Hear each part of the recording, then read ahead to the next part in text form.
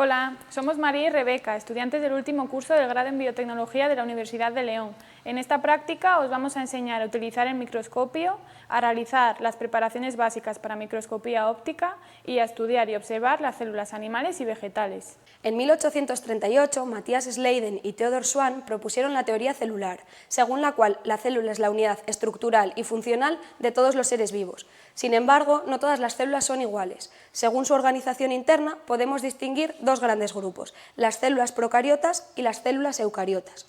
Las células procariotas son las más primitivas, carecen de núcleo y de orgánulos celulares. Su ADN se encuentra disperso en el citoplasma, lugar en el cual también destacan los ribosomas. Un ejemplo de célula procariota son las bacterias. Por contra, nos encontramos con las células eucariotas, las cuales son de mayor tamaño y poseen un núcleo celular en el interior del cual se encuentra su material genético. Además, en el citoplasma poseen varios orgánulos celulares, como son el retículo endoplásmico o el aparato de Golgi. Las células eucariotas se diferencian en células vegetales y animales y tienen algunas diferencias entre ellas. Por ejemplo, las células vegetales presentan una pared celular que rodea la membrana plasmática y también puede presentar una o varias vacuolas dentro de su citoplasma, que son orgánulos que sirven para el almacenamiento y degradación de sustancias. Además, también pueden presentar cloroplastos, que son los orgánulos en los que se lleva a cabo la fotosíntesis. En esta práctica, como ejemplo de células eucariotas animales, observaremos las células del epitelio bucal. Como veis en la imagen, el epitelio bucal está formado por varias capas de células aplanadas. Por eso decimos que se trata de un epitelio plano pluriestratificado. Como ejemplo de células eucariotas de plantas, vamos a ver la epidermis de una hoja de lechuga. La epidermis es una capa de células que se encarga de proteger y recubrir el cuerpo primario de la planta. Está formado por una monocapa de células alargadas y adosadas unas a otras.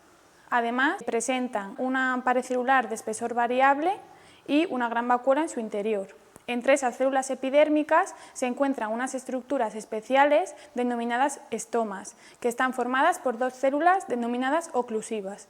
Estas células oclusivas van a regular la apertura de un orificio central, denominado ostiolo, por el que se va a llevar a cabo el intercambio gaseoso entre el interior y el exterior de la planta. Como podemos ver en esta tabla, el tamaño habitual de las células es unas 5 veces más pequeño que la menor partícula visible por el ojo humano.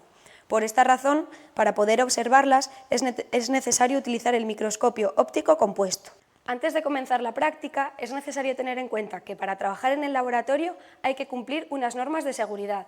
Vamos a utilizar bata y guantes para evitar que los productos químicos entren en contacto con la piel y con la ropa. Ahora que ya hemos explicado todo esto, estamos listos para comenzar con la práctica, pero antes tenemos que asegurarnos de que disponemos de todos los materiales necesarios para llevarla a cabo.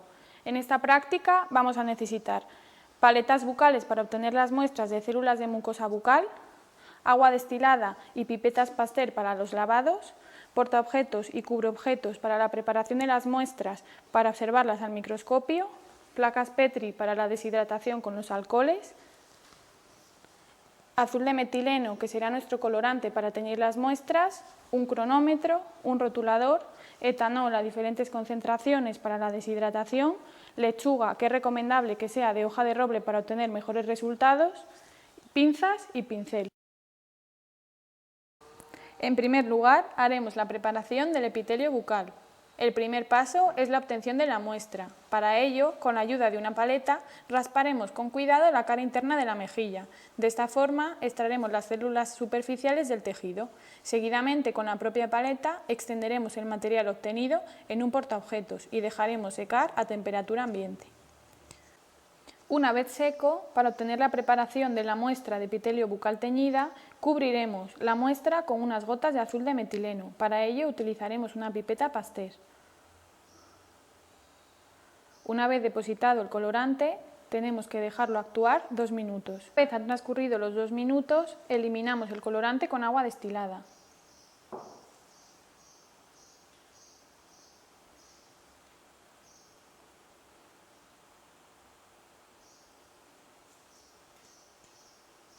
Y retiramos el exceso de agua ayudándonos del papel de filtro.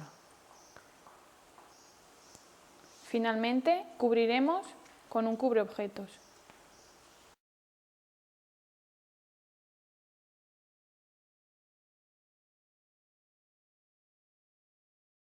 Ahora haremos las preparaciones de epidermis vegetal, pero antes de nada hemos echado las diluciones de etanol en placas Petri para facilitar su manejo. En primer lugar, de una hoja de lechuga separaremos varios fragmentos de epidermis vegetal. Para ello, romperemos el tronco de la hoja y nos ayudaremos de unas pinzas para obtener los fragmentos lo más grande posible. En esta práctica realizaremos muestras tanto sin teñir como teñidas. Para la muestra sin teñir, depositaremos uno o dos de estos fragmentos en un portaobjetos. Lo cubriremos con unas gotas de agua y lo estiraremos con un pincel. Ahora colocaremos el cubreobjetos con cuidado de no formar burbujas.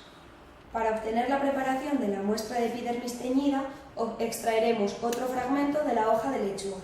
Esta muestra la fijaremos pasándola por etanol en las diferentes concentraciones. Comenzamos con etanol al 30% y dejamos actuar durante 2 minutos. Transcurridos estos 2 minutos, se sumerge la muestra en etanol al 50% y dejamos esperar otros 2 minutos. Transcurrido este tiempo, sumergimos la muestra en etanol al 96%, también dejándolo actuar durante 2 minutos.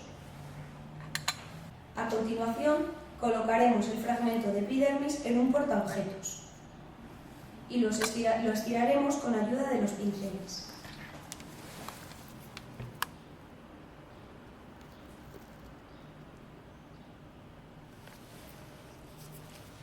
Una vez estirado, lo cubriremos con una gota de azul de metileno durante 15 segundos.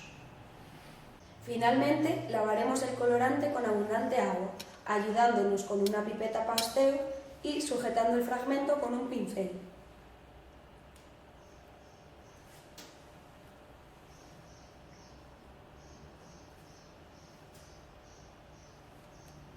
Finalmente, al igual que en la práctica anterior, colocaremos con cuidado el cubreobjetos.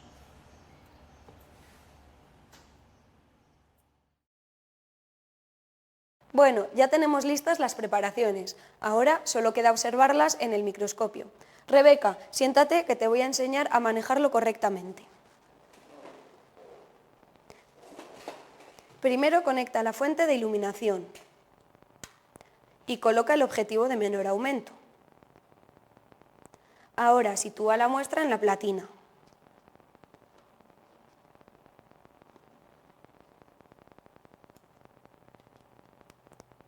Y regula la intensidad de luz con ayuda del condensador.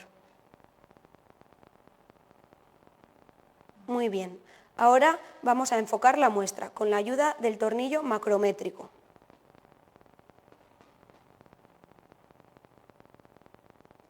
Para verla clara y nítida nos ayudamos finalmente con el tornillo micrométrico. Ahora ya tenemos la muestra enfocada. Ya puedes estudiarla desplazándola en la platina.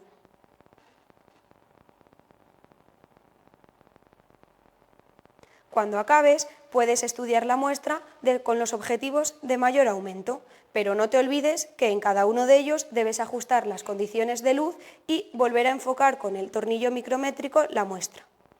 Cuando acabes de estudiar la muestra, no te olvides de situar el objetivo de menor aumento. Retirar la muestra y desconectar la fuente de iluminación. Bueno, pues vamos a ver qué tal nos han quedado nuestras muestras. Ahora vamos a analizar la preparación de epitelio bucal. Las células del epitelio bucal tienen forma irregular, como podemos ver en la imagen, y aparecen sueltas y separadas unas de otras. Además, el núcleo es ovalado y ocupa el centro de la célula. Esto lo podemos ver gracias a nuestro colorante. Ahora pasamos a analizar las muestras de epidermis vegetal. Como podemos ver en las imágenes, las células de la epidermis vegetal son poligonales, están rodeadas por la pared celular y se encuentran unidas unas a otras.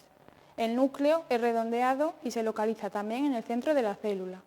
Entre las células de la epidermis se ven muy bien las células que forman los estomas y el ostiolo entre ellas. Bueno, chicos, esperamos que os haya gustado la práctica y os haya resultado interesante. Y que hayáis aprendido mucho. ¡Adiós!